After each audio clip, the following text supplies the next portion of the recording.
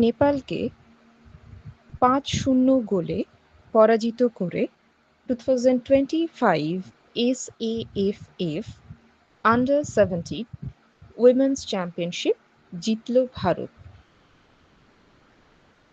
56th BSF BGB DG level border conference অনুষ্ঠিত হল বাংলাদেশের ঢাকায়। নয়ডায় ভারতের প্রথম টেম্পারড গ্লাস ম্যানুফ্যাকচারিং ফ্যাসিলিটি এর উদ্বোধন করলেন কেন্দ্রীয় মন্ত্রী শ্রী অশ্বিনী বৈষ্ণব। অরুণাচল প্রদেশে অচূক প্রহার নামে যৌথ অগ্নিশক্তি মহড়া পরিচালনা করল ভারতীয় সেনাবাহিনীর স্পেয়ার কর্পস এবং আইটিবিপি।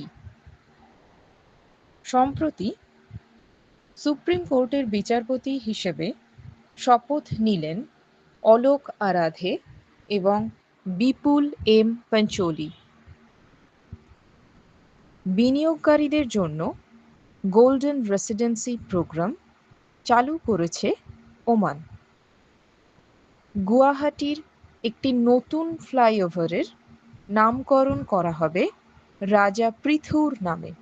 মুখ্যমন্ত্রী মহিলা রোজগার যোজনা অনুমোদন করল বিহার মন্ত্রিসভা। ডিজিপিন বাস্তবায়নের জন্য ম্যাপ মাই ইন্ডিয়া এর সাথে পার্টনারশিপ করল ভারতীয় ডাক বিভাগ।